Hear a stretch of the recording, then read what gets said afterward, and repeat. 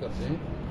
इख्तिलाफ एक चीज़ है और डिसइंफॉर्मेशन दूसरी चीज़ है। हम आपसे रिक्वेस्ट करते हैं कि डिसइंफॉर्मेशन ना फैलाई जाए। इख्तिलाफ अगर आप हमारे एक फैसले से मुत्तफिक नहीं है तो अच्छा, दूसरा ये कि आपकी जमात के अली अमीन गन्नापुर वज़ीर आज़म से मिले, वो ठीक है, लेकिन शायद आफरीदी एक क्रिकेटर हैं, अगर वो वज़ीर आज़म बनने पे किसी को मुबारकबाद दे दें तो वो कैसे मुल्क दुश्मनी हो सकती है, वो कैसे खराबी हो सकती है। उसका एक स्टार है, वो किसी को भी मुबारकबाद दे तो इसमें खराबी तो नहीं है ना। यानी आपके साथ इत्तेफाक करना ज़रूरी है, इत्तेफाक ना करेगा वो तो वो मुल्क दुश्मन भी है, वो पार्टी के खिलाफ भी है, वो गद्दारों को इसका साथ दे रहा है। ये रविश क्यों है? नहीं, मैंने तो शायद बीजेपी की कोई स्टेटमेंट देखी है, न मैं उसकी सोशल मीडिया में कभी कभी चीज़ें देखती है तो मैं ज़्यादा इन्फॉर्म नहीं हूँ उसके हवाले से, तो मैं कोई कमेंट्स करूँ।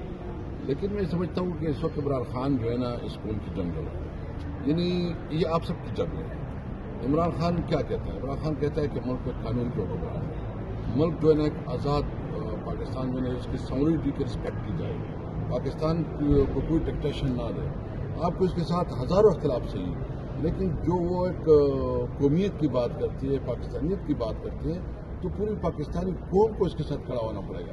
क्योंकि अगर आप लोग नहीं खड़े होते तो आप देखिए, आप एक सोच के साथ खड़े होते हैं, आप इमरान खान के साथ नहीं, एक सोच के साथ खड़े होते हैं। तो मैं आप तमाम लोगों से रिक्वेस्ट करता हूँ कि इस वक्त आप लोग पाकिस्तान के साथ खड़े हों, अगर आपने इमरान खान के साथ खड़ा होना है, क्योंकि वो बात कर रहे हैं पाकिस्तान की सॉवरेनिटी, कि हमारी सॉवरेनिटी जो है ना वो किसी तौर पर खड़ा है।